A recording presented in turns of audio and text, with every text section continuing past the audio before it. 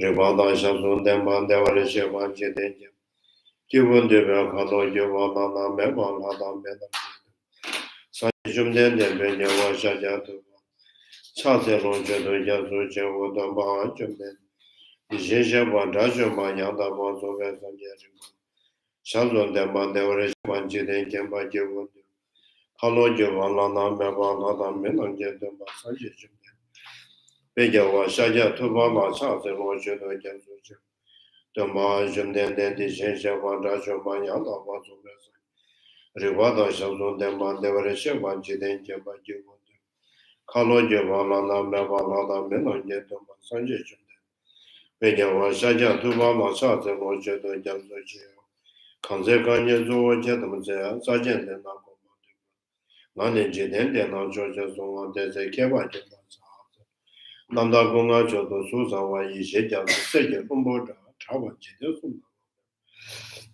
Gumbochone Jamaza, the Nozenjo de Bajimenda, Sendora. The region of Siva Sumajanya may change Jamaza, Gumbotu Jeda. Tamje Kembe de Mabo, Sonomi and the Shensha. Tabe de Jacha giving as on the children. Shinju Jamaza, the Trene, Lama Tsongkapha, Shingetama Yun and the Gendula Yacha, the Bachi, Gavapazo Bacha, Rangas and the Tennis. Kamara remember the Yamasa children, Melon of the Tinda. The Jeshano, the Terta, Solomon Diet of Jesse, Command of the Ginger. Nada, nada, Chiva loved to be serious on the one driver. To the teacher, the blessed one, the one gone beyond, the foe destroyer, completely perfected, fully awakened being, perfect in knowledge and in good conduct, Sugata, knower of the world, supreme guide of beings to be tamed, teacher of gods and humans, to you, the completely and fully awakened one, the blessed one, the glorious conqueror, the subduer from the Shakya clan, I prostrate and offerings and go for refuge. To the teacher, the blessed one, the one gone beyond, the foe destroyer, the completely perfected, fully awakened being, perfect in knowledge and good conduct, Sugata, knower of the world, supreme guide of beings to be tamed, teacher of gods and humans, to you, the completely and fully awakened one, the blessed one, the glorious conqueror, the subduer from the Shakya clan, I prostrate, make offerings, and go for refuge. To the teacher, the blessed one, the one gone beyond, the foe destroyer, the completely perfected, fully awakened being, perfect in knowledge and in good conduct, Sugata, knower of the world, supreme guide of beings to be tamed, teacher of gods and humans, to you, the completely and fully awakened one, blessed one, the glorious conqueror, the subduer from the Shakya clan, I prostrate, make offerings, and go for refuge. When, O supreme among humans, you were born on this earth, you paced out 7 strides, then said, I am supreme in this world. To you who are wise, then I prostrate. With pure bodies, form supremely pure, wisdom motion like a golden mountain, fame that blazes in the 3 worlds, winner of the best, to you I prostrate. With the supreme science, face like spotless moon, color like gold, to you I prostrate. You are immaculate, the 3 worlds are not.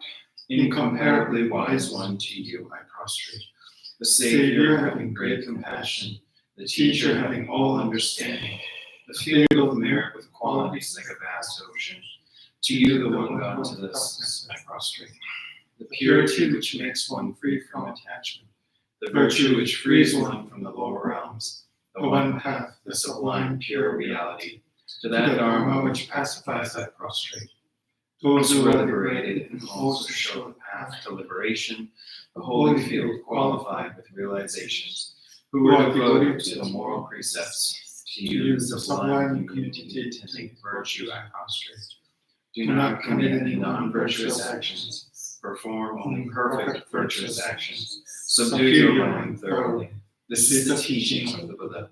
A star, a mirage, a flame of a lamp, an illusion, a drop of dew or a bubble, a dream, a flash of lightning, a cloud. See conditioned things as such. Through these merits may sentient beings attain the rank of all seeing. subdue the four faults, and be delivered from the ocean of suffering, of aging, sickness, and death.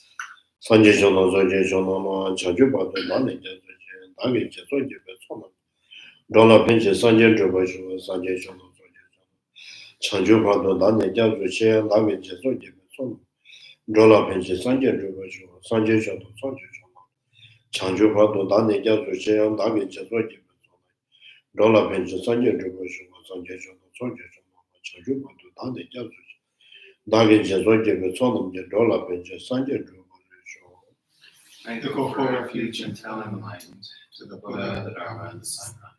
Through the merit I create by practicing giving and the other perfections, may I quickly attain the state of Buddhahood for the benefit of all sentient beings. I go for refuge until I'm enlightened to the Buddha, the Dharma, and the Sangha. Through the merit I create by practicing giving and the other perfections, may I quickly attain the state of Buddhahood for the benefit of all sentient beings. I go for refuge until I'm enlightened to the Buddha, the Dharma, and the Sangha. Through the merit I create by practicing giving and other perfections, may I quickly attain the state of Buddhahood for the benefit of all sentient beings.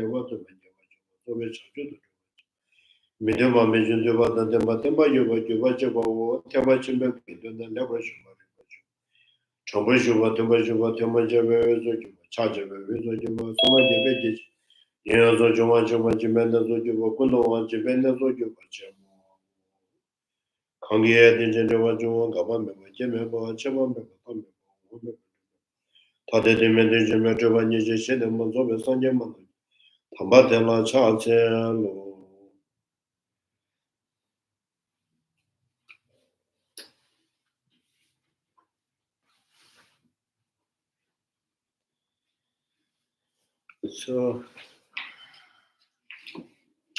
which page numbers? You're on the bottom of 327. Oh, yeah.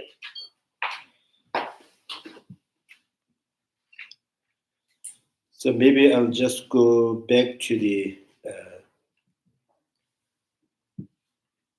So this, in response, the Cittamatra present the following. So Cittamatra is the reason to think that object of consciousness not truly exists, but the consciousness or the cognitions are truly exist.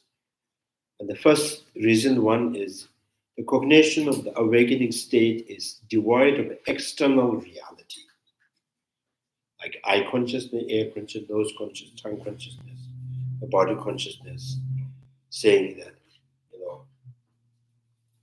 the objects do not exist externally, although it appears to the consciousness or the cognitions to be external, but they. So that's the kind of So the coordination of the waking state is devoid of external reality because it is a cognition. So like I consciousness or waking state is devoid of external reality because it is a cognition. Like, for example, the dream consciousness. So when they set the example that the dream consciousness,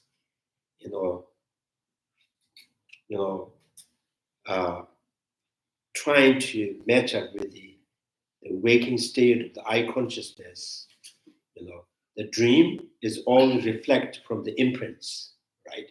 Consciousness, the dream consciousness, in the dream that you see things, you eat, you listen.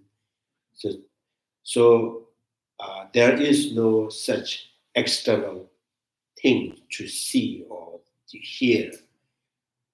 But from the imprints that reflects in the mind and the dream state of mind, there's something that you are, something to see, and something that you can hear the sound.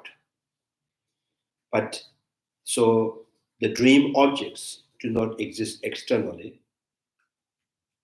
So similarly, the waking state, the I consciousness, the air consciousness, too have no external object, which means it is exactly like the dream consciousness. And then this says, what is the dream consciousness? Dream consciousness is the potential, mature in a dream, kind of dream state of mind as an object and subject. So there is no, other than the potential, the maturation of potential, other than that, there is no object.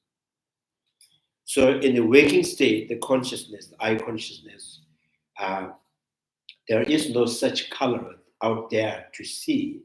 There's no sound out there to hear, but the potentialities, which is, residing within the foundational consciousness, the mature as the I consciousness and its object. So the both are, the originated or kind of, mature from the potentialities.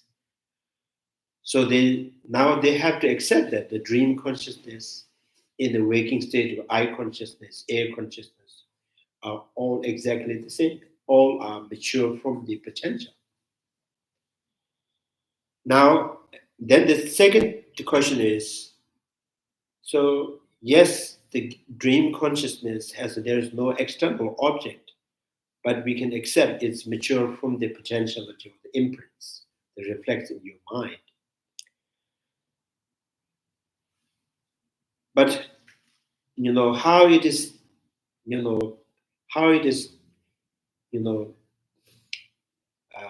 how's that? How this reason is constituting the consciousness is truly exist. So you just simply say objects that not truly exist. Objects are not, external. So you don't have any reason to directly constitute the consciousness is truly exist. You just indirectly, implying that objects are not true. So that for you, it implies the consciousness is the only one that truly exists.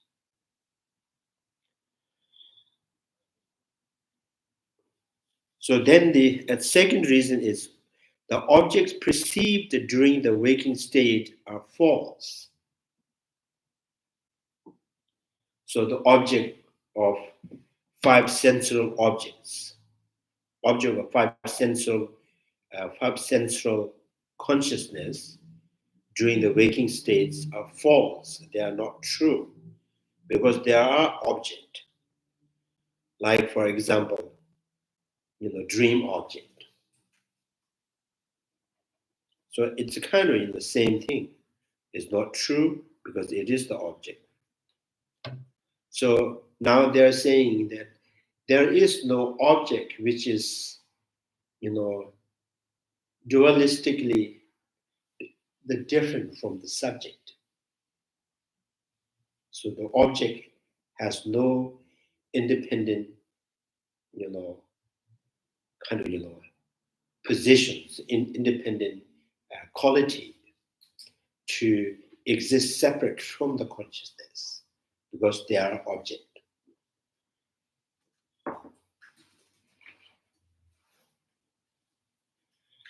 So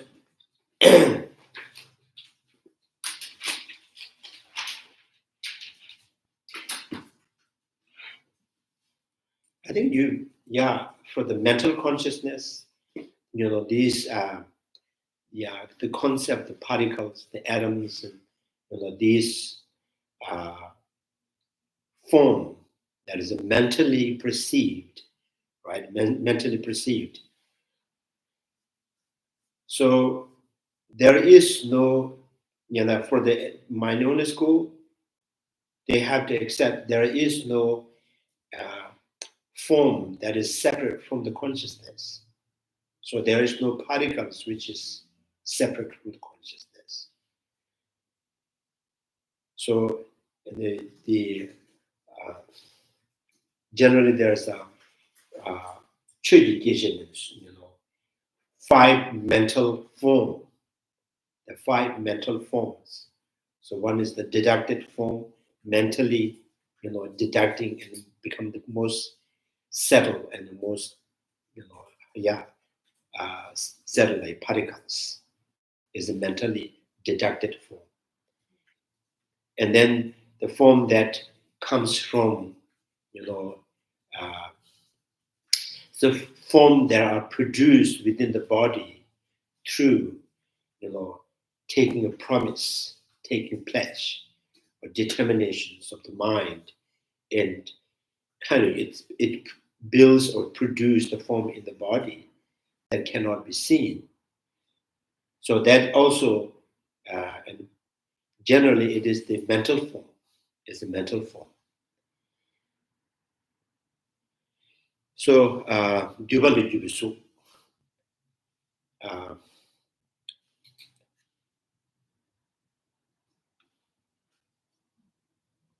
and then this is also sometimes we call this the form that being produced within the body by mind that taking a promise or determinations or taking a pledge. So these are called imperceptible form. So imperceptible form. So like someone who take the pledge to do some kind of, from now on, I'm going to do these negative things, or from now on, I'm going to do these positive things. So there's instantly, right after taking the pledge, there's a new form in your body. So this is called imperceptible form, and this is also the property of the mind, so mental form.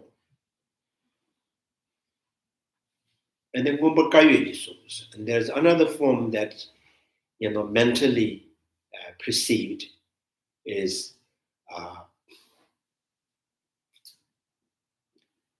I think sometimes like when we are so shocked or kind of or fascinated and there's no speech to explain, so the mind has some kind of space, very clear space. There's nothing to it cannot be expressed through the verbal. So that's called mental form.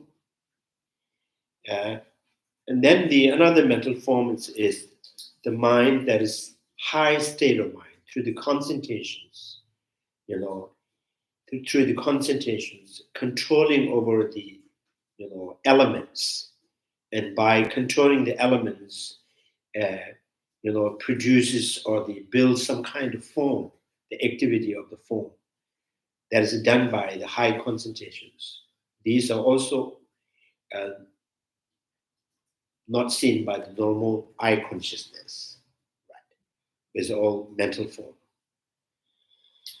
So the Prasangika school said these forms is part of the consciousness.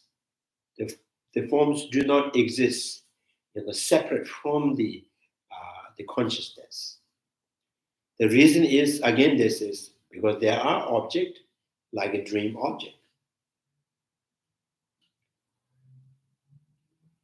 And then what is their main, reason to establish the consciousness is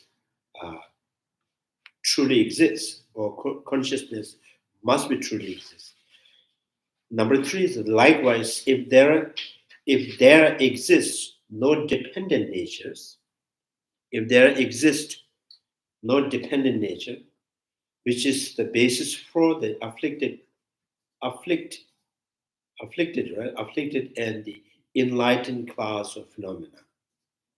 So this is called, you can also understood in the virtues and non-virtues, or the quality of the mind which can lead to the liberations, the quality of the mind which can lead to the second existing or the lower realm. So those virtues and the non-virtues, the positive mind and negative mind, must have true basis. So this is my knowledge school thinks that the true basis, because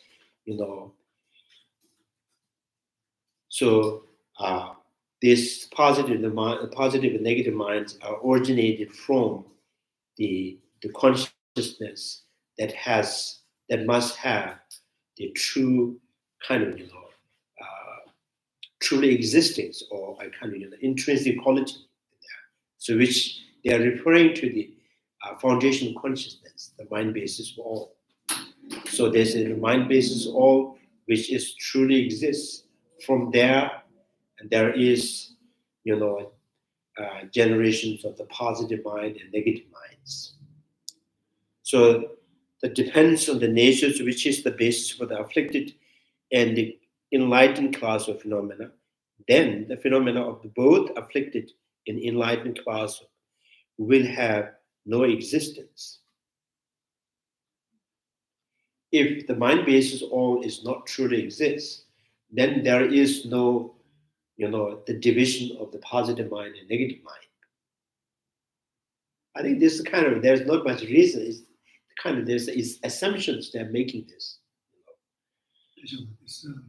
They call this the dependent nature, the foundation consciousness. Yeah. Is this also called other power of nature? We can call the same thing.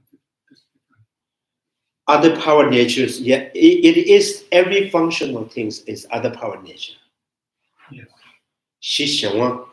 So what they don't really explicitly, mentioning, naming the mind basis of all, but they are referring to the mind basis of all, the foundational consciousness. Saying it without saying it. Anything they want to say, they could not say it.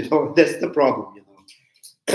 So this dependent nature or other power natures, which is the basis for the positive and negative, or afflicted and the enlightened class of phenomena. So that has to be truly intrinsically exist.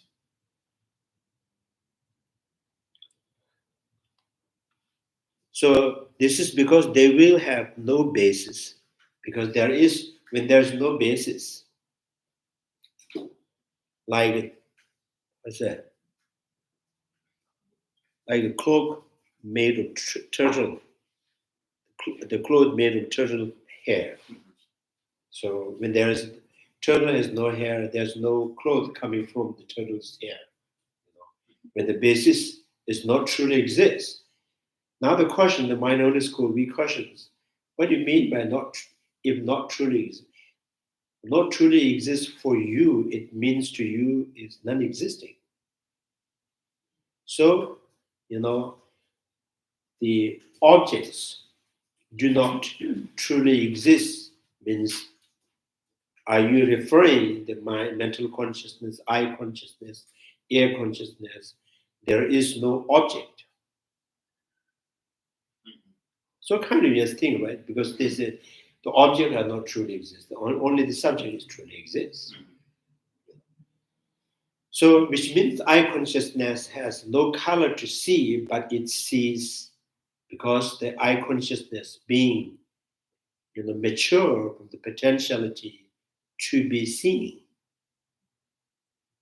So this is exactly the question, say, then why not the blind person can have the cognitions to see the color? Why not blind person have the potential to mature as I consciousness to see? Because you don't need the color there to see. You only need the maturation of the potential. So why not the blind person have the potential of seeing the color? Why not, the muted person have potential to say things, the word? So basically, it's like if blue isn't real, then why can't you see it in the first place? It's not real, so you. So there is no blue out there, right? But when the potential, the mature as I consciousness, seeing the blue, and there's the blue for that I consciousness, but blue never exists out there to see. So then it's the same thing. Why not a blind person can have this kind of cognition? What what is the hindrance? What is the obstacles for the blind person to have the maturation of the potential of I cognition?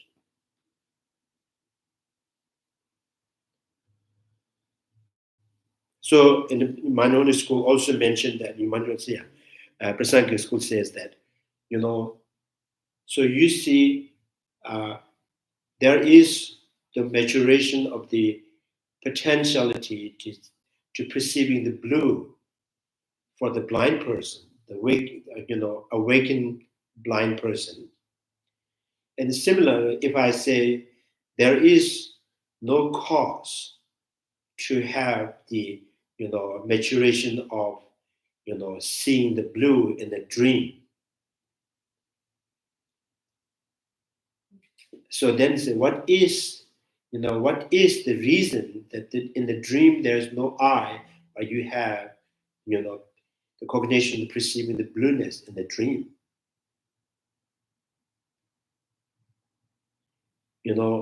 So like in the awakened state, the I is not the cause for the cognition perceiving the blue. In the dream, the sleeping is sleeping, right? Sleeping consciousness. Sleeping is not the cause for the maturation, the potential, the seeing the dream, seeing the blue in the dream.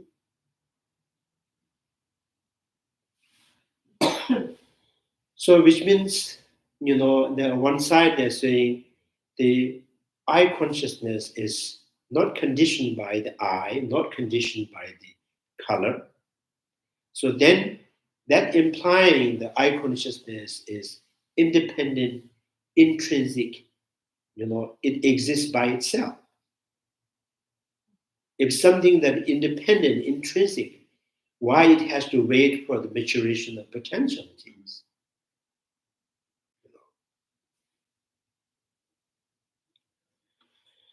So so likewise, we will also explain this by means of the analogies. I infected with myopia. Yeah, myodysopia. Myodysopia or myodysopia. Is that the floaters? Is that Kind of eye disease, right? The floaters. That's what it means. As a floaters? like you see something in your eye, and then you go over here and you try and see it, like the little squigglies? Oh.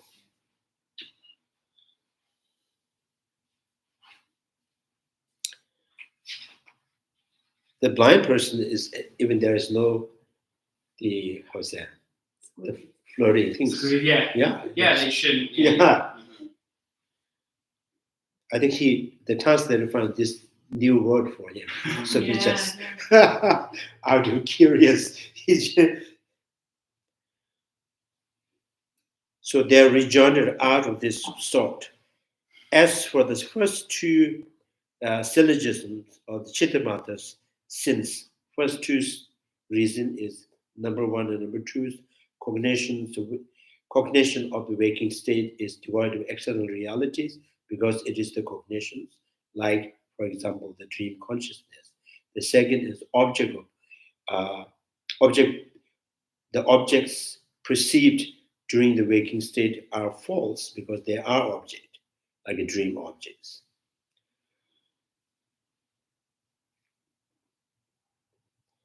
The syllogism Cittamatra, since their exemplifications they remain unestablished. So objects do not exist, is unestablished. The reason they offer, the reasons they offer remains the same as their thesis. So the unsolved, you have not really proven the objects are not exist. So this is because of the dream state, there do exist the mental objects, mental object forms that are of the different nature from the mental consciousness. So the object, the consciousness as the object can be exist separate from the consciousness. So like 5 mental forms exist separate from the consciousness or the mental consciousness. With respect to the third argument, the opponent's intention is to prove the existing of the intrinsically real basis for the afflicted and unafflicted class of phenomena.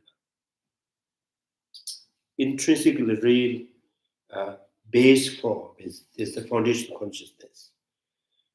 If the assertion is that no such basis will exist, the reason will be unestablished. If, however, the basis is something with intrinsic reality, then there will be no entailment. So usually it says syllogistic reasons, the table as a subject, right? And it is impermanent because it's the product. So then what is the example? Examples are like leaves, the trees, the flowers. So they are produced from the cosmic condition, they are impermanent. Similarly, this table is also produced from cosmic condition, therefore it is impermanent. So there is the example proven, before what you're trying to constitute. So your establishment maybe right now is the table being impermanent, but you have already known that the flowers, the leaves are impermanent, right? So here, when you say the cognition of the waking state, waking state, they're devoid of external realities because they are cognitions. So the second it goes, the object of the I consciousness of the waking states,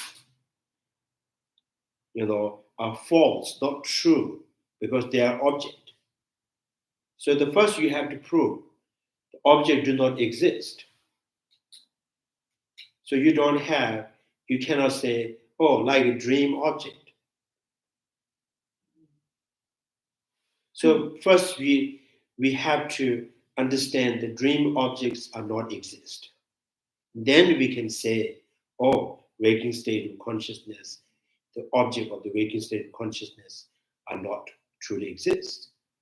So you haven't proved the example first, and then you still use the example, and then unestablished example, trying to establish the main constitutions, constitution, or what you're trying to constitute, what you're trying to establish. So, Prasangika School said your whole example, the reason is like your thesis. It's not well established.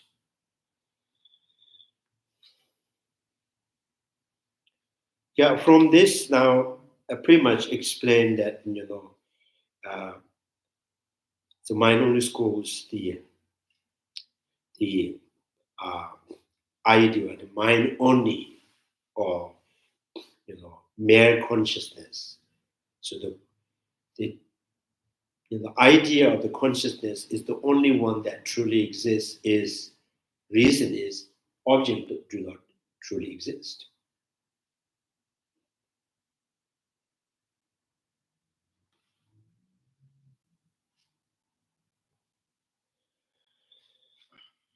So now here how refuting Cittamatra standpoint does not contradict the scriptures. Now there are some arguments. Some may think that so you have deflected the minority schools the assertions or their assumptions. You have debunked that, which means so minority school the standpoints or their point of views are they understood from the scriptures, sutra, Buddha must have mentions, these point of views. So if you continuously debunk all this idea, so don't you think you are, you are against the sutra? Or is there any sutra, the line that can, that you can contradict with? So then the Prasangika school, Chandrakirti says, Buddha never taught that real existence, real entity exists. So there is no sutra. The Buddha has kind of, intentedly mentioned the phenomena are truly exist. So not only is refuting the Cittamatra standpoints unharmed by reason, it's not possible for these refutation to be invalidated by the scriptures either. This is because insofar as their own standpoint is concerned, the fully awakening Buddha never taught in any of the scriptures that real entities exist. In fact, a real entity exists. In fact, descent into Lanka Sutras. So the Lanka Sutra says, I think Lanka Sutra and 13 Will of the Dharmas are they are kind of source, the scripture, minority schools, the following these two. So in Lanka Sutra says the three walls are mere imputations. Three rams, three rams are mere imputation. No entity exists by virtue of their own essence. What are in fact imputed things? So these logicians conceive to be real. So the Lanka Sutra says even the three roles are not truly exist. So there is no matter,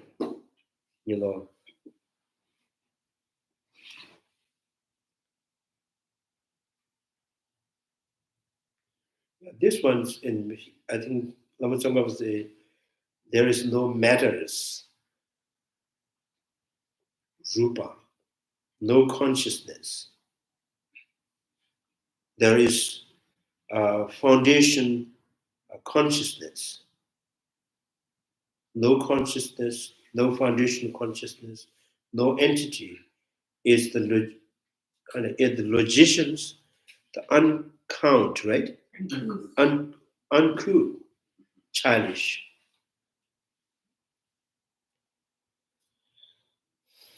The zombie like who construct such things. So let me read the Tibetan. Tibetan didn't say the zombie.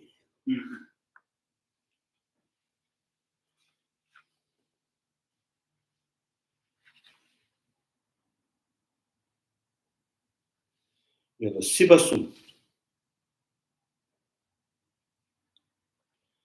So three worlds we can use the desire realm, form realm, formless realms.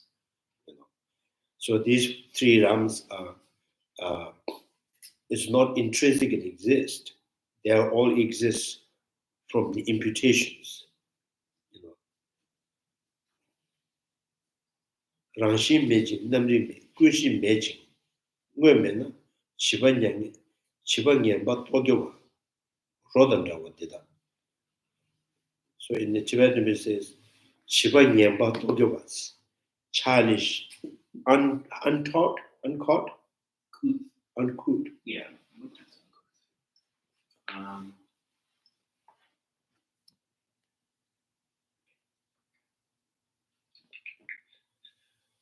Uncouth means lacking good manners, refinement, or grace. Oh yeah. Coarse. So not very, yeah. So it's almost like you can also say uncooked childish. Yeah. So some who do not understand any meaning, right? So uncooked childish,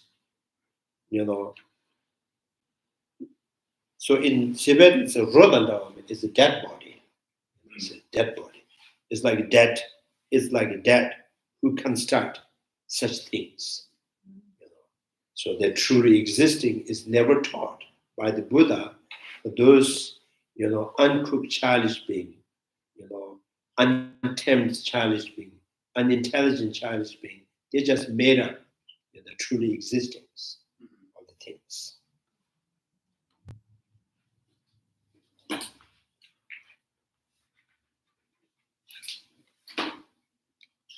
So in this sense, there's no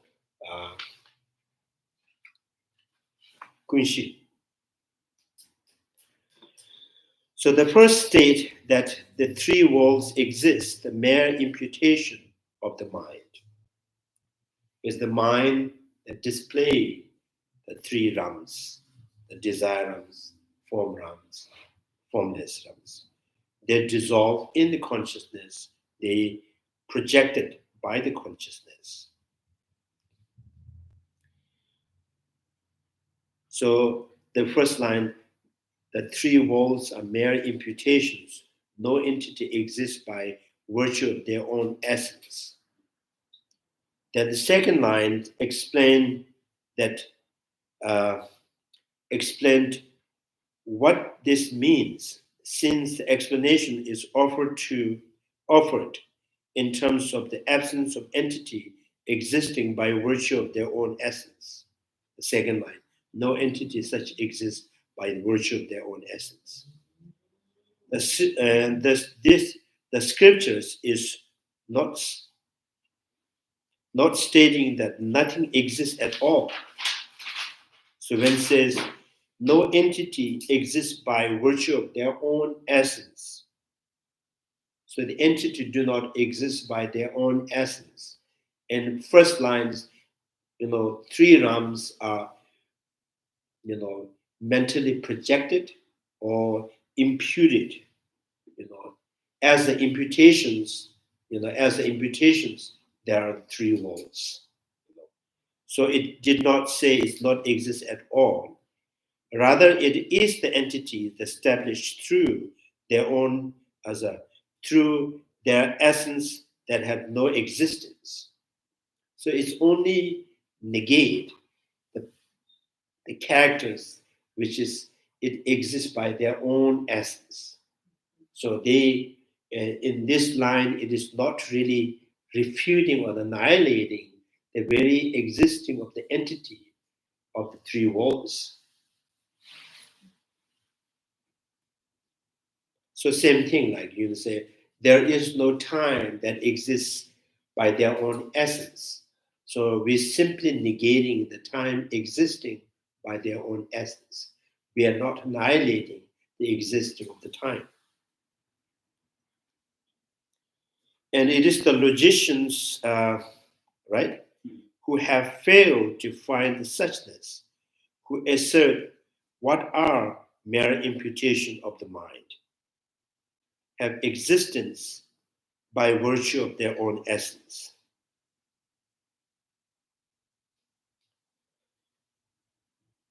So someone who failed to find the suchness,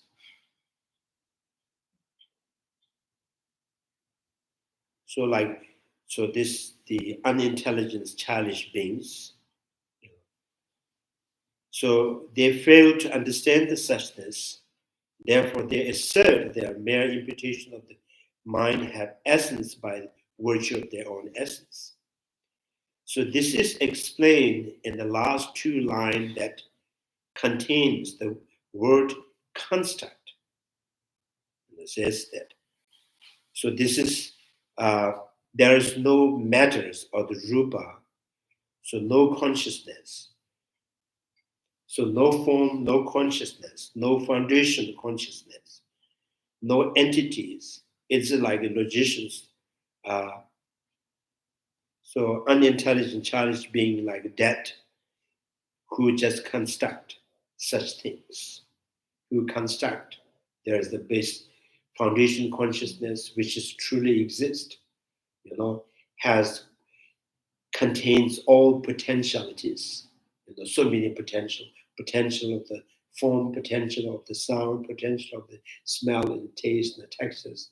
So, and then these whole potentials exist, hold in the foundational consciousness. Therefore, the foundational consciousness is the base. So this is the unintelligent childish being just made up in their mind.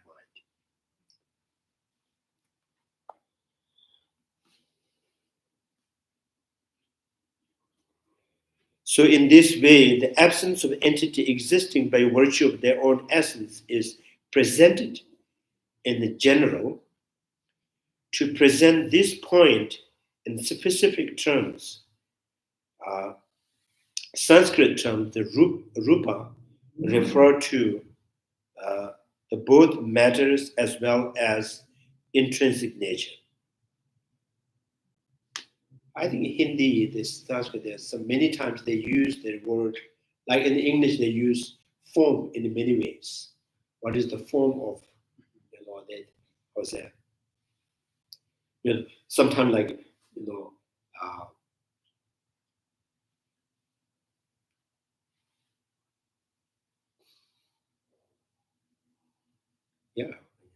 how do you use the form? You don't really use the form, the word, only for the physical things, right? So sometimes you use the form in the imaginations, right? Sometimes you use the form. It's a form means you kind of referring that object is something solid, So in Sanskrit they use the rupa, or sometimes the Hindi use vastu, vastu, matters. So kind of it has the both meaning. It is something firm by itself, or it is just the object, right? Rupa refers to the both matter and as well as intrinsic natures. In the Tibetan, in Nagarjuna's text, they many times use the ngopu. Ngopu is a thing. So it's a thing means, is the time by itself as a thing? So we say no. Is the futures by itself as a thing? No. Is the past, by itself as a thing? No. So does that mean the future is not a thing, past is not a thing? And you say again, go back and say, the past is a thing, is a time. Future is the time. Present is the time. So it is the thing, but it's not the thing by itself. So that, so the rupa used that. Sometimes it kind of refers to the meaning is something solid. Sometimes it's just a thing.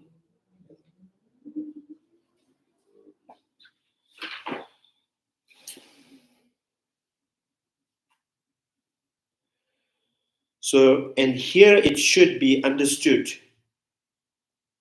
to mean the matter. So now here is saying the rupa here is a thing. This is because it is meant to contrast, right? With the word, what's that? Paired with it. Paired with it.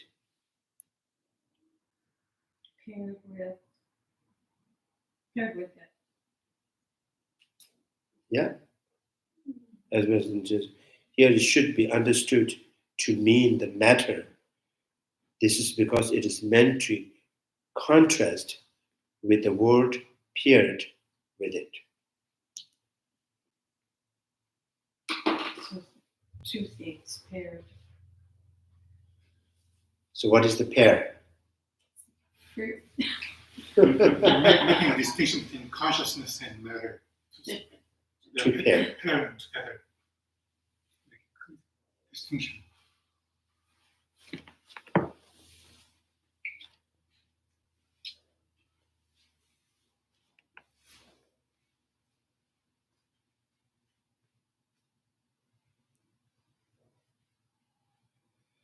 Yeah, so when you took a member, chiri tembate, chetado chet, temane, rubashiba, ranshem, sunigalas.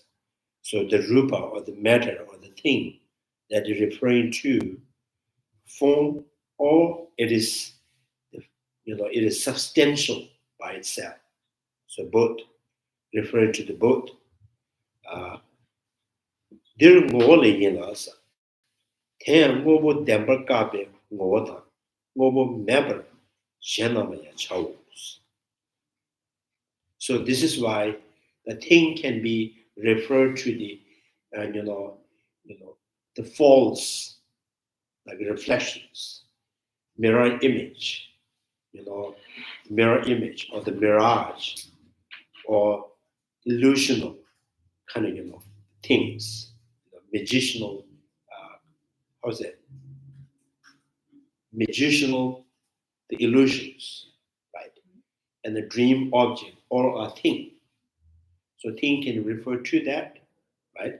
Or you want to refer the thing as something that exists out there independently. So it could be a periodic. Yeah, so it's you see the period. Now here, the Chandrakirti is saying, Lama Tsongkapha was saying, here the rupa is the thing that has to be, referred to the things that exist falsely, not intrinsically exist. It exists through the construct.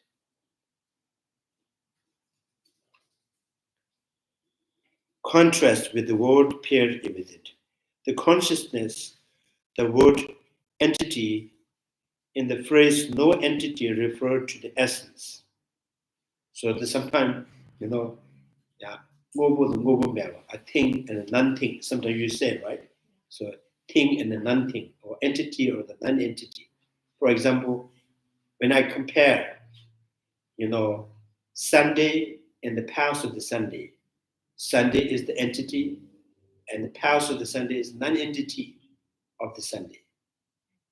And Sunday is the thing, the past of the Sunday is non-thing of the Sunday. So it just kind of, it's always paired, So, so here, if the Sunday is the thing and their past is a non-thing, now that non-thing is not a nothing. Is the past of the Sunday is the functional. It is the thing.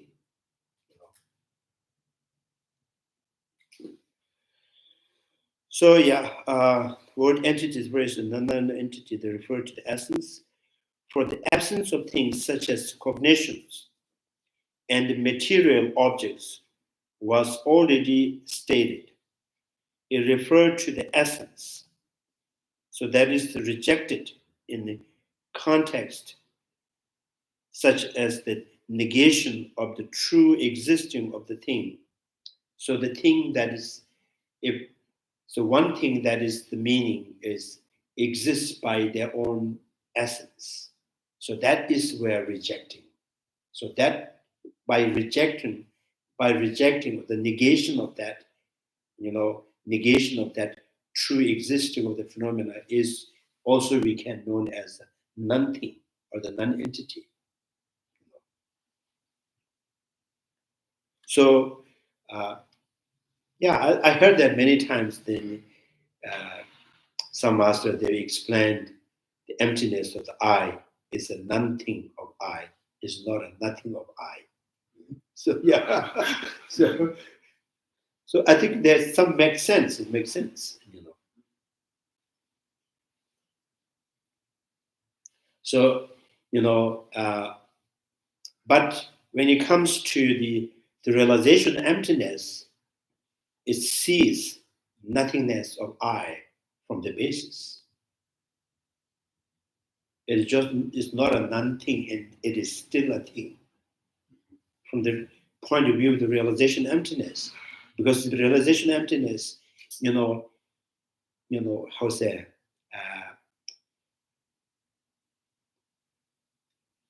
maybe you can say the realization emptiness, seeking something objectivities. So when it finds nothing, they find nothing of I objectively. So you can't have a non. It's not a non-thing and still a thing. If there's no thing, there can't be a non-thing. Yeah. So you can say rabbit horn is a non-thing and a nothing. Yeah, it's a non-thing. It's not a thing, right? Mm-hmm. I remember that. I can't remember who made the joke, but they were joking about like, you like give me that nothing. It's like, well, there's nothing to give in the first place. So I can't remember what teacher said that, but like it was an older one. But like, It's kind of it's from the surface level. It looks like it's playing a word, but it is kind of when we examine in the conventional reality. So when we examine, and then examine means you're trying to find something objectively. So when you find nothing, so you have found everything is nothing in that objectivities, right?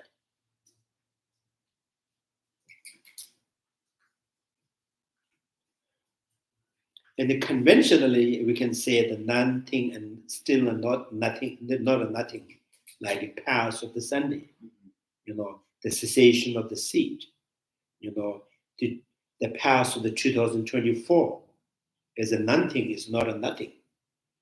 2004 is ceased to exist. It is not turned into nothing, right? It's not turned into nothing because there's a 25.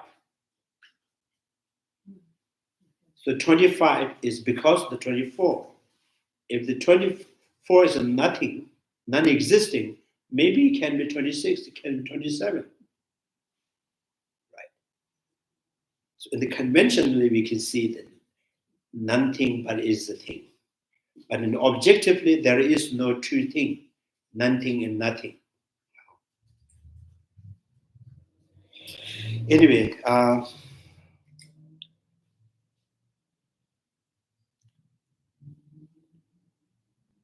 negation of the true existing of things, and other similar negations. Logicians are, is a logician, right? I don't know. Are zombie-like in that they lack a mind capable of probing the suchness, because they have less intelligence to, to reveal the suchness, the ultimate nature. In brief, these scriptures, citations refer the view that dependent phenomena of the three realms possess intrinsic existence. So we are refuting the three realms as a truly existing. That does not mean we have refuted the existing of the three worlds.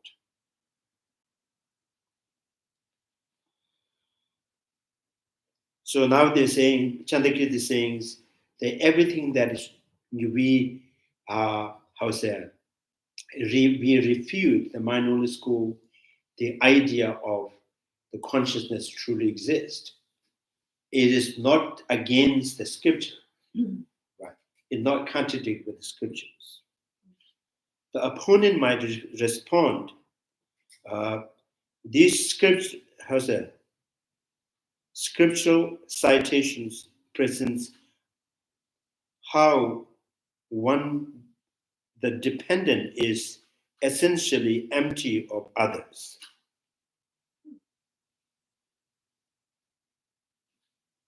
Opponent might, because the minority school, their understanding emptiness is the non-dualistic.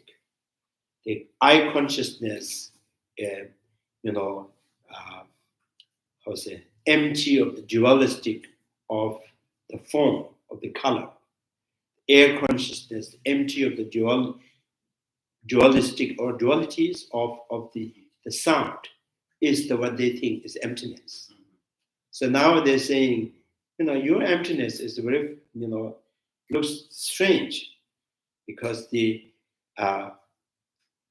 so you don't deny the existence of the sound and form, and you say the consciousness is empty or dualities of the, like, eye consciousness, empty or duality with the form, air consciousness, empty or duality of the sound is the emptiness. So almost like, eye consciousness is there, but it is not, it is empty of the color. So, which means the horse empty of cow is the emptiness for you. Horse is not cow, it's not the emptiness of the cow.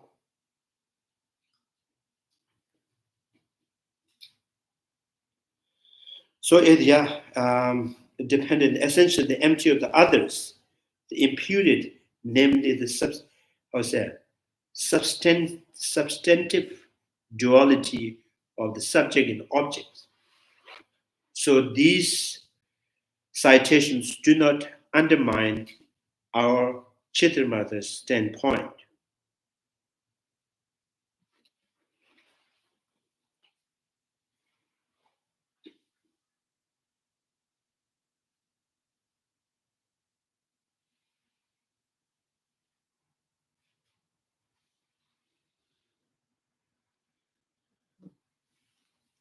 So reply, the such emptiness is not suited to be the perfect emptiness.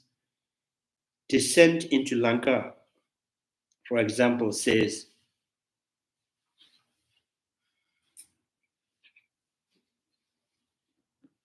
O Mahamatis, the emptiness of one being, absence in another, is the most inferior among all forms of emptiness.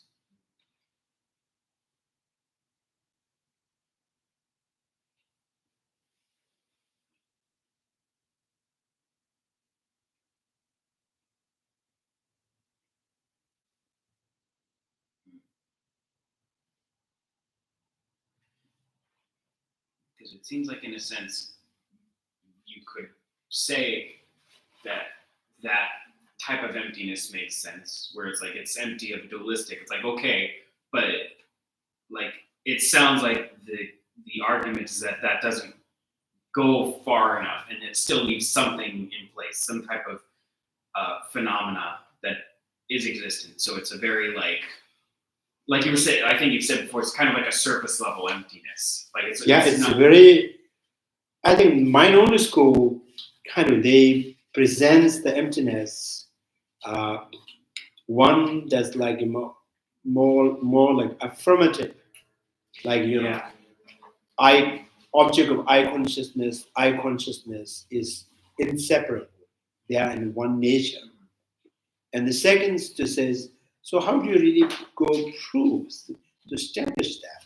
And then there says, in the third turning wheel of the Dharmas, mentioning the phenomena can be divided into threes: other power natures, imputational natures, thoroughly established natures. Three factors, right? And then other power natures like the function of things that are born from the cosmic conditions. So these are the basis. These are truly exist.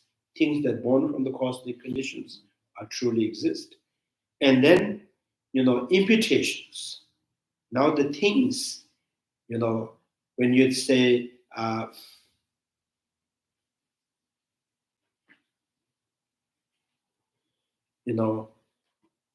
think there's one of the very best line in the first Dalai Lama's, the commentary on the Lama Tsongkapha's essence and eloquence. He explained what is the mind-only schools, the idea of other power being empty of imputations. He says, newborn baby, which has not named yet. So newborn baby, which is not named yet, is you should consider is the other power nature. Now you can name anything, right? The Peter or Tom, whatever, touch it and do. So right now it is not yet named. It is the truly existing of the basis. Now once you name it, so that child become the basis for that name. That is not truly exists. It is not, the child is not born to be name of it, born to be in the naming of the tongue. So he can be named anything, but you choose one particular name for the child. So the child is not intrinsically or the truly base of that name. Child is, that newborn baby is not truly born to be named of, the tongue.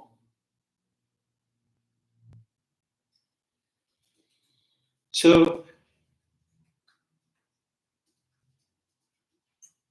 it's kind of, the newborn baby is the truly existing, is other power nature, and becoming the basis for the name of the tongue, right? So it's not truly exist. So now second, when you kind of get a little bit step back and say, oh, the name tongue, is it truly exist or not? And there is a yes, it truly exists. It's a sound, right? And then, newborn baby, is it truly exist or not? It says, does truly exist. Now together, No, it doesn't. No, that doesn't. But the two of them, right? Yeah. Okay, I see that. So because he's not truly exists, the name of the tongue, because he can be Peter, he can be Pasang to Dutashi, any, right? So this is emptiness, So the mind-only school says that's the emptiness. There's the two things, so it is not made to be name of the tongue, right? So from the basis, it's not really calling, please call me at home, please call me at home. The table did not say, please call me a table. So we just name the table. So the very basic kind of the basis for the table is being truly empty or truly existing of the basis for the name is the emptiness.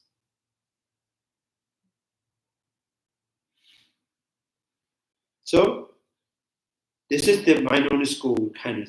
So this is the Lama Tsongkapha, I think Chandrakirti also said that this is almost like there's the horse and there's the cow. Cows truly exist, horses also truly exist by their own essence. Now cow is empty of the horse. So what is the unique thing in there? That is, there is no uniqueness, there is no profoundness in there. So same thing, the newborn babies who is not named yet is the truly exists. In the name of the tongue is truly exists. Now newborn baby become the basis for the name of the tongue is not truly exists.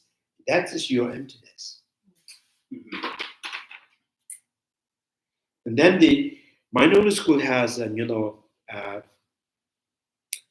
pretty good explanations, because they says the naming is the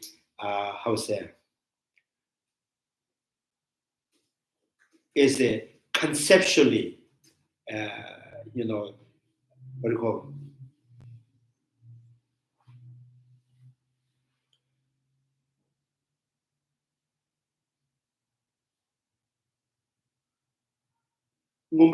it? Is the habit. So name is, the name is something, it's a creation from the habit of labeling. So the habit of labeling, it creates the name.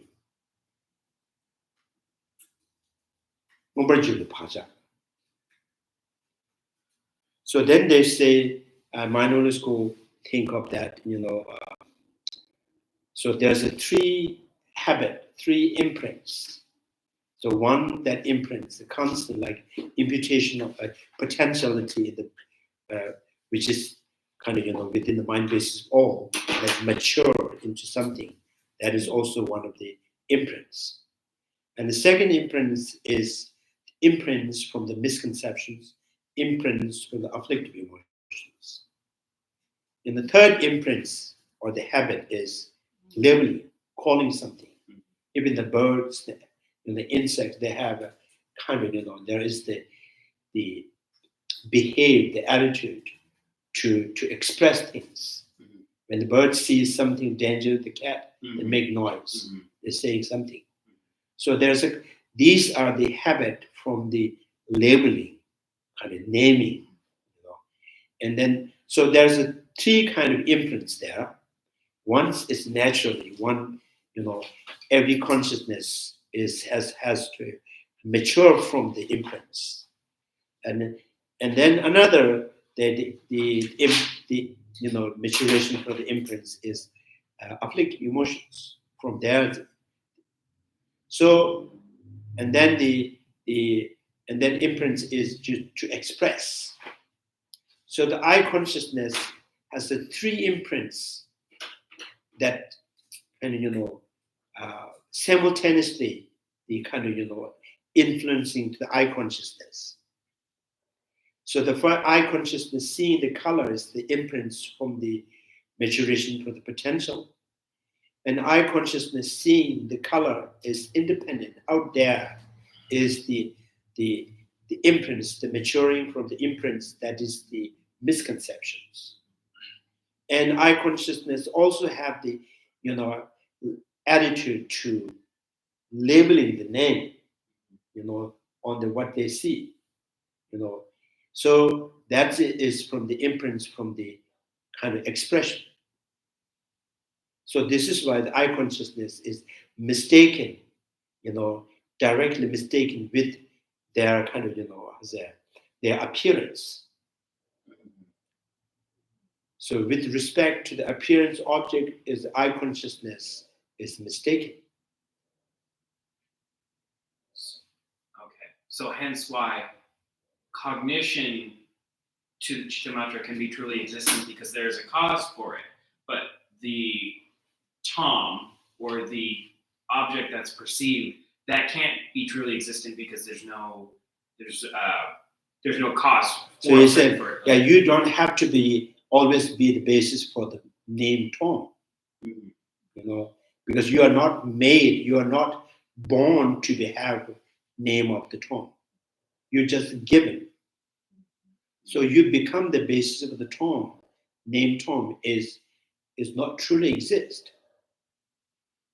It's out of, how people like, right? While the parents want to name it. So you see that this is the minority school has quite their own pretty good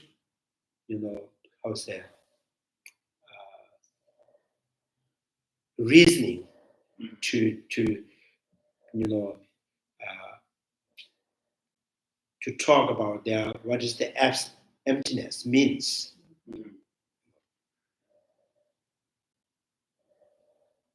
So, and then another sutras, we say, nature similar then on the So Buddha says, when the mind, the grasping of any kind of entity, right, is the kind of calling for the three poison. Mind grasping on any entity is the invitation for the three poisons, right? So even the persons, simply because he has grasping on any kind of entity of the object. So although he is not committing, the big, negative karma like a killing or anything, he can still create the negative karma to fall into Lora. So he did not kill, he did not say any big lie, he did not really divide it like monasteries divide it into two. He did not do that bad thing, but mentally the grasping on the entity and generating the anger, the jealousy, the constantly, it can create the karma to fall in the Lora. So all because of the grasping an entity. So the mind-only school, the idea of the emptiness, you have strongly grasping that the functional things truly exist. And then the names truly exist. Now only not truly exist is this basis is not born to be name of that. So the becoming basis of the one name is not true. So but you're clinging on truly existing of the consciousness, truly existing of the all kind of entities. So that is the enough to to kind of let out the negative emotions. So your emptiness is always has no kind of strength enough to reduce or to prevent the afflictive emotions. Because the emptiness is supposed to find the remedy to the preventing or the reducing or the overcoming the afflictive emotions.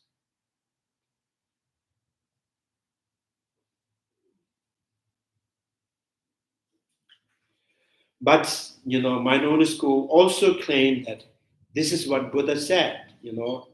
So Buddha in the Langa Sutras or third turning wheel of the Dharmas, they think Buddha has actually taught.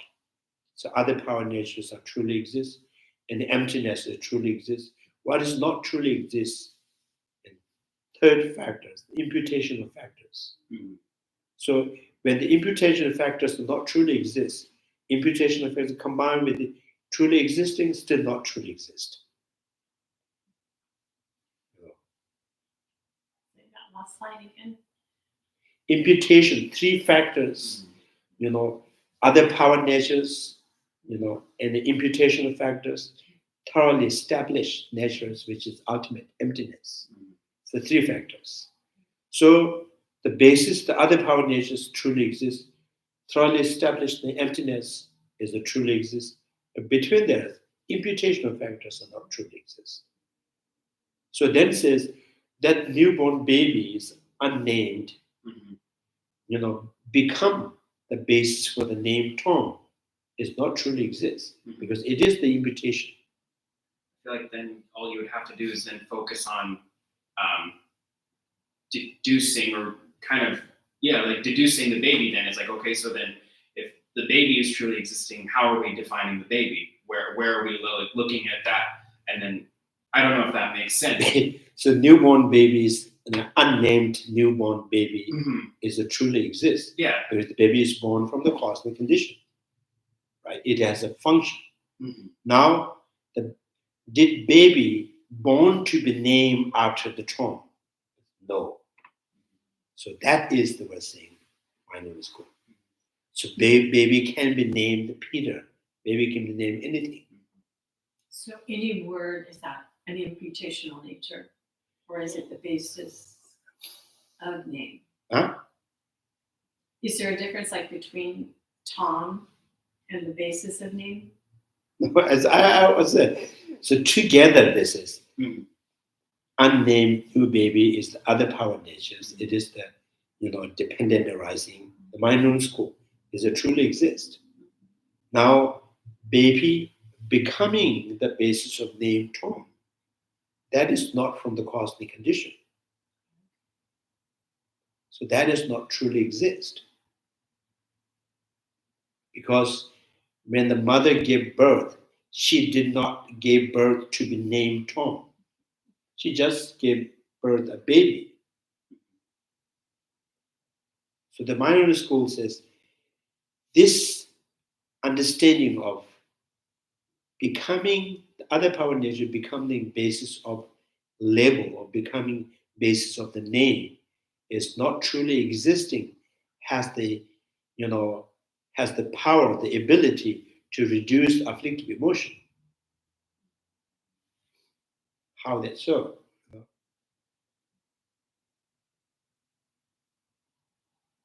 So the minority school says the misconception is, by labeling on the thing, is not just having image of something is not a misconception.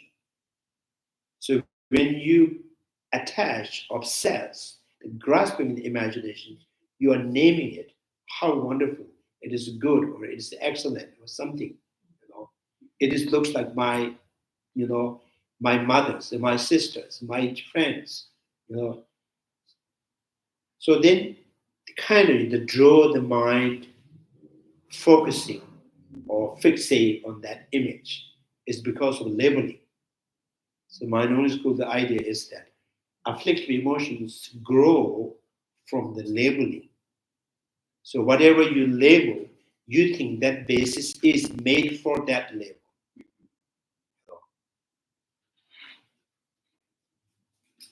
So that's, yeah.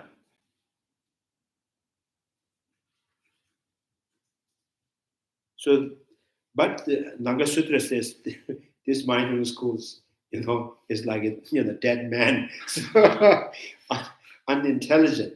But when we listen, minds lose sound. They're intelligent enough.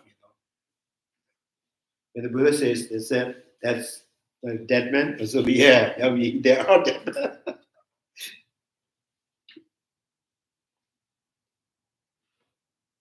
So and yeah, so this is kind of like the name and the basis is if you look separately, both are truly exist, like a cow and horse.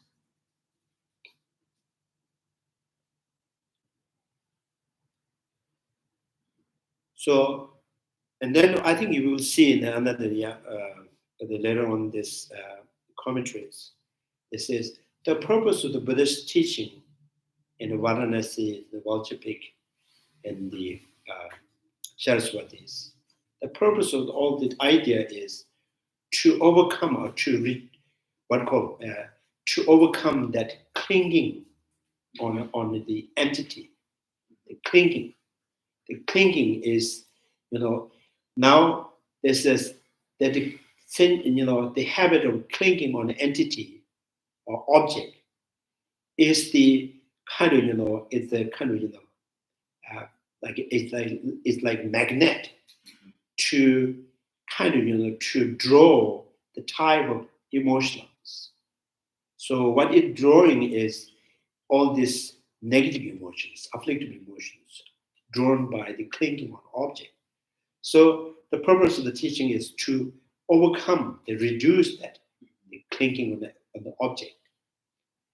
So the Prasangic school, the Chandrakirti's idea is, say, mind-only schools, the emptiness, the kind of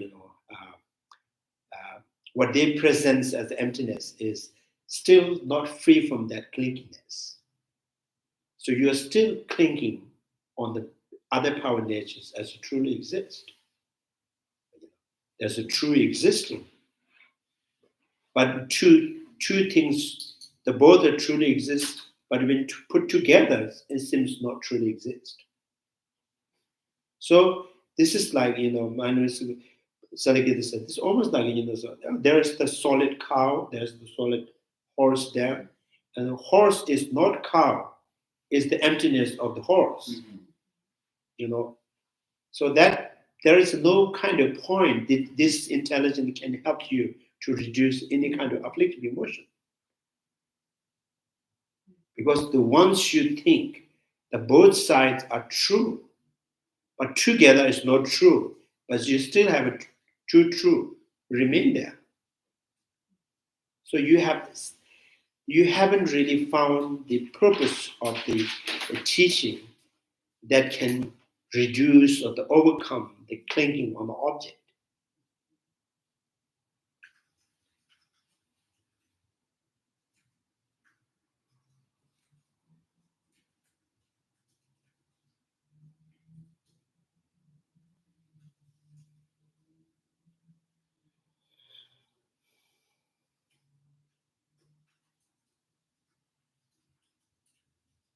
So this is like sometime, I think one time his Holiness mentioned that those the physics, they explain the about the matters.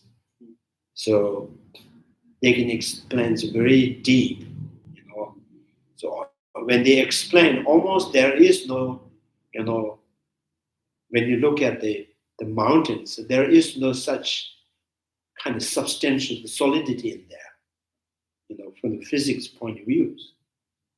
So everything is just happen to be exist from the wave. There is nothing. But this is not going to help them. That understanding has a pretty kind of, it's a very intelligent side. But because they see who's having this intelligent knowledge is a solid and concrete. But you haven't really overcome. You have, objectively you have negated some, the firmness or the solidness or the concreteness of the object. But subjectively, you think there's a solid me. I should pay more, so because I found this. So I think the whole argument is that there is no intelligence enough to overcome, to apply as the antidote for the clinking on object. When this is not happening, and then there is no kind of, there's they don't seem to have any kind of action path to the liberation of enlightenment.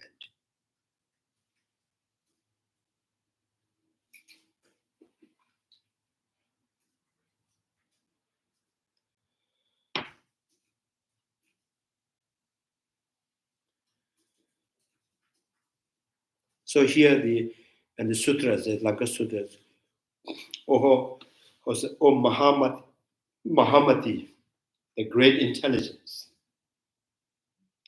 Sometimes in Hindi, Mati, Mati is the brain. Sometimes.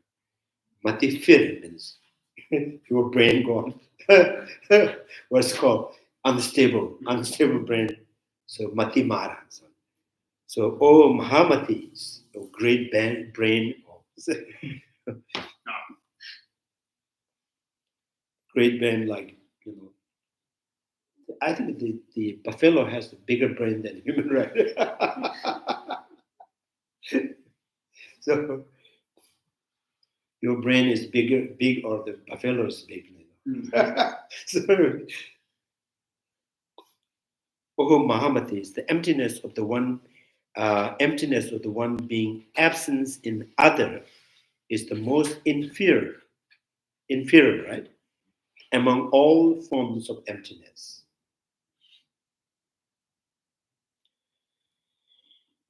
The commentary explains the assertion that because an ox is empty of being a horse, it has no existence as such is illogical. For the ox still exists by virtue of their own essence for you. We would respond to you in terms such as this. So we would say, you have the true existing ox, so you have true existing horse. Now, one of the true existing horse is empty of the ox, but you still have a true existence. But you have one how's that? $1 bill and the one Indian rupees, right? So you say this dollar is not a rupee and this rupee is not a dollar, but you still have a rupee and a dollar, both.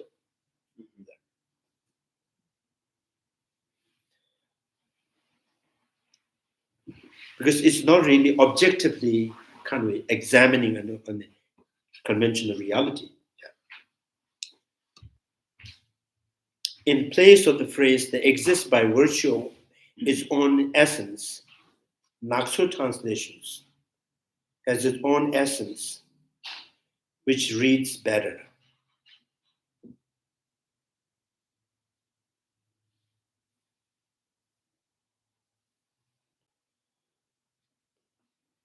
Yeah, maybe this, for the Lama Tsongkapha, we see it almost the same. So Lama Tsongkapha, he wanted to go and praise Nakso Losao. So here's how this emptiness, one being absence in other, is captured by the above analogies. Buddha taught emptiness in terms of the absence of intrinsic existence to help extinguish the sentient being's beginningless clinging to the entities, such as form, as a possessing true existence.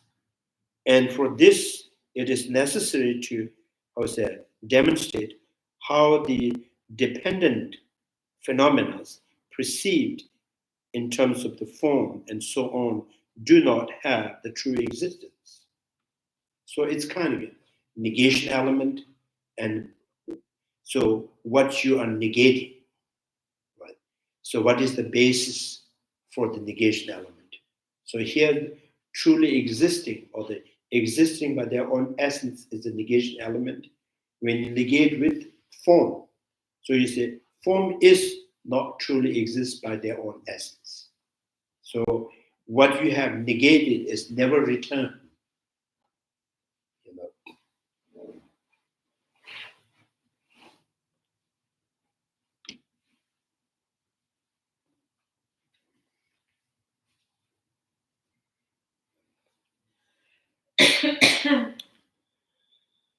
The Brishya truly existing.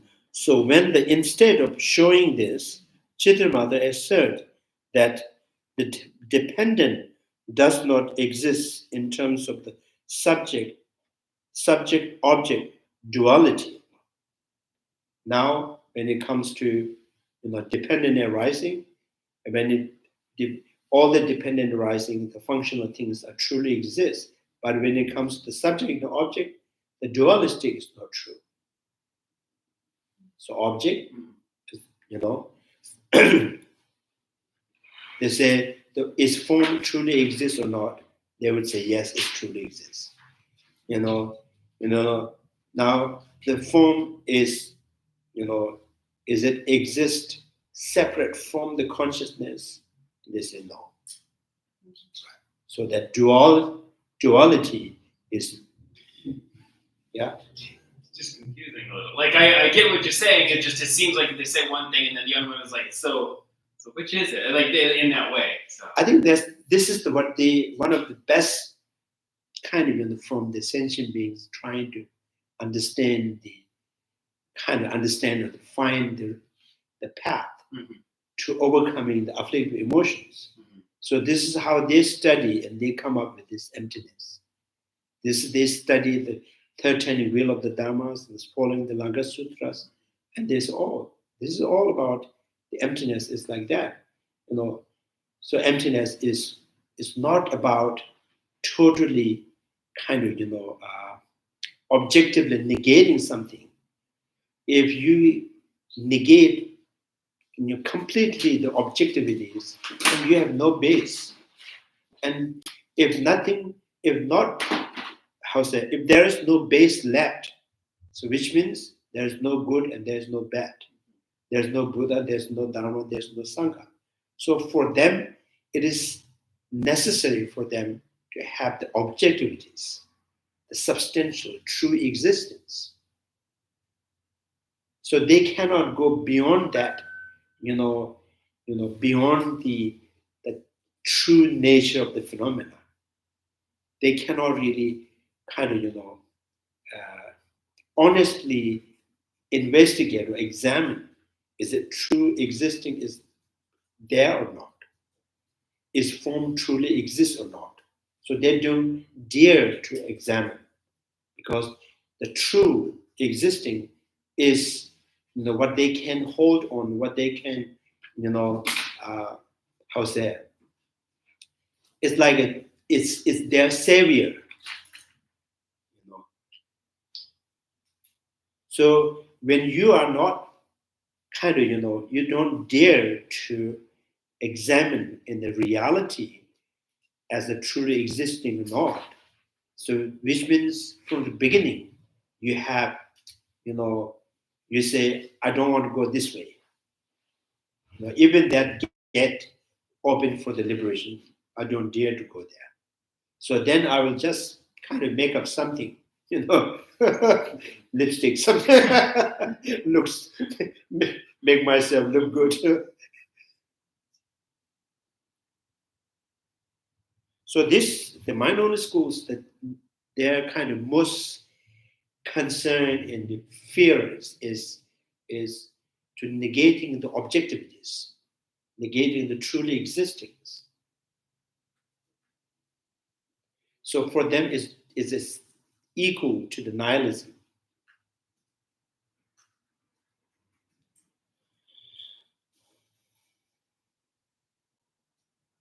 Cittamatra asserts that dependence does not exist in terms of the subject and object dualities.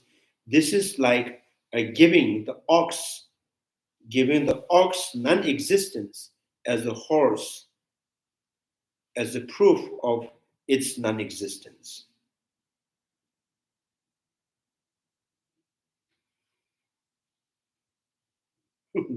So I think that's the we find it's very obviously it's a very doubt, to say. So I find my cup is not plate, therefore I find the non-existence of the cup.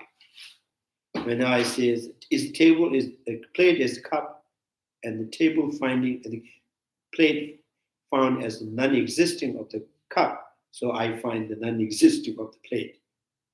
That's very, very, not intelligent things. But they don't say exact like that, but it's same thing. The subject and objects that truly exist, they are there, and the foundational consciousness truly exists, and name and forms that truly exist. But together is not truly existing, is their emptiness. Therefore, this is the difference at all between Madhyamika and Cittamatas when it comes to identifying what is the base for clinging by sentient being. So, because they both agree that sentient beings cycling in samsara and samsara because of their clinging, in the object.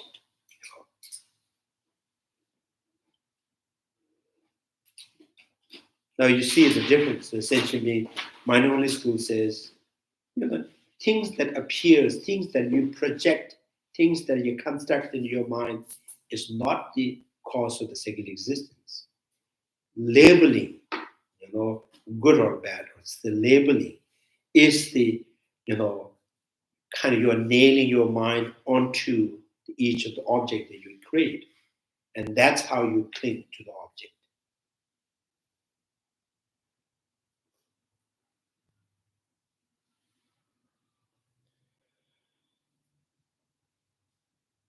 So it is those very phenomena that are perceived as external or internal.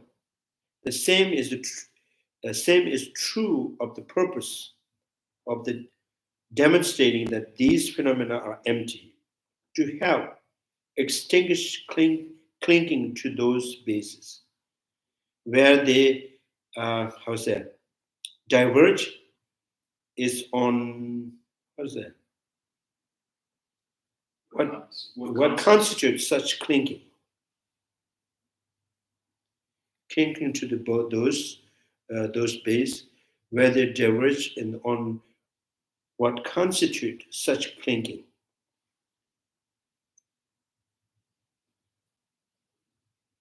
For Cittamatra, clinging consists of the grasping as subject and object dualities.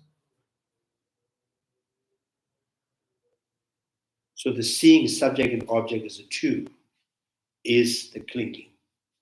And when the eye consciousness sees the color, the color that seen by the eye consciousness is separate. They exist separately, or they exist, independent, is the clinging.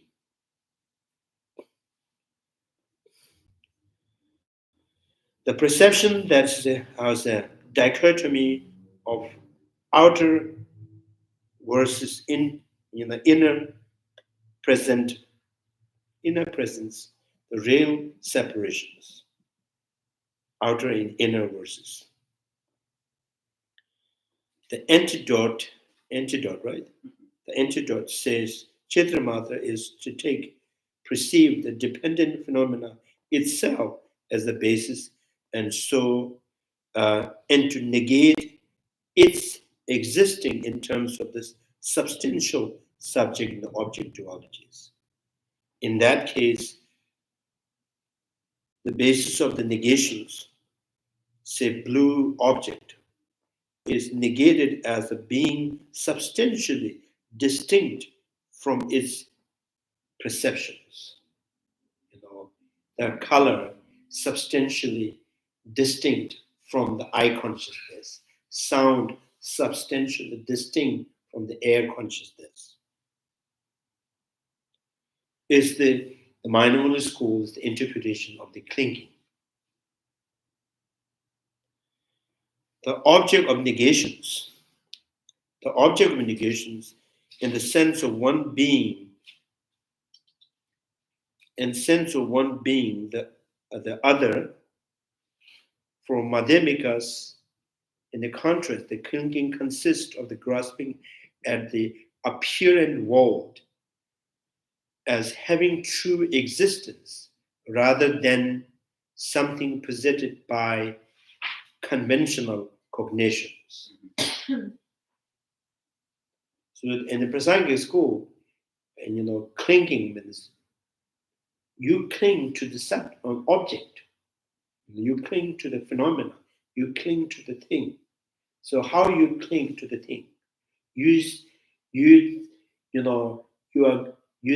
see that the object is something exists by their own essence. When you see the things that exist by their own essence, now if the things appears to you get good or the bad, is all conditioned by the object. So there's clearly there you have a reason to blame or to express, to react on the good or bad.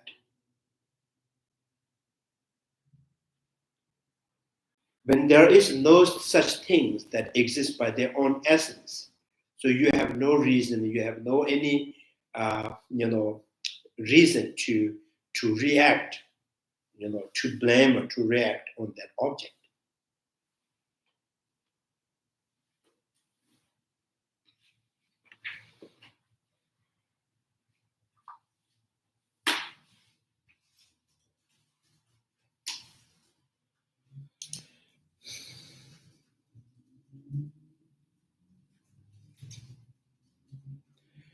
So far, its antidote, the apparent world itself is taken as the basis and is revealed not to possess true existence. Revealed that things do not exist true existence. This too is the case where the basis of negation is negated as the object of negations. So in the sense of one being, the others.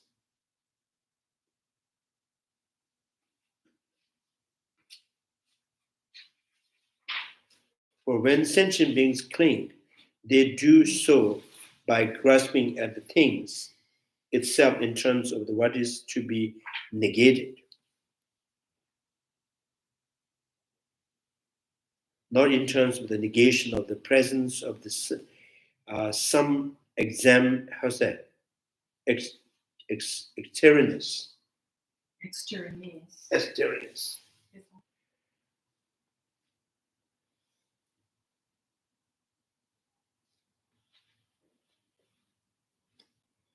Yeah, so this is the kind of minority school that they both agree on one thing: is that clinging is the problem, and then there's a different kind of explanation or interpretation how you cling on the things. So minority schools say clinging on the things is things that you see. What you're seeing is distinct from the subject, distinct from the the perceptions is the clinging.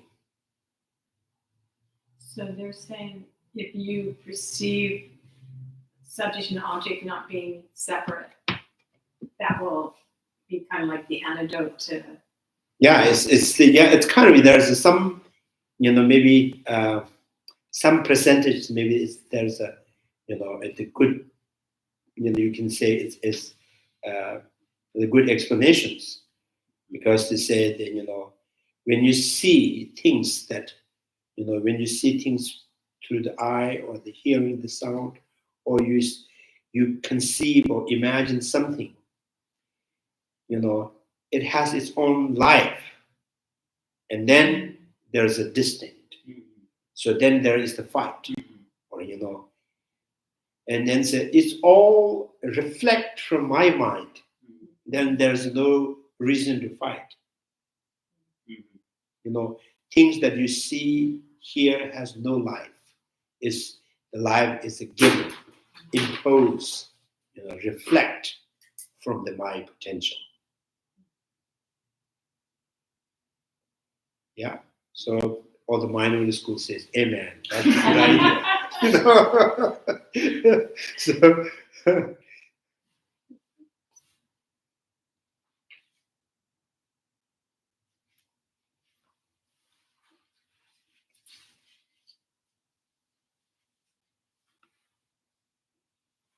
Okay, I think we should stop there.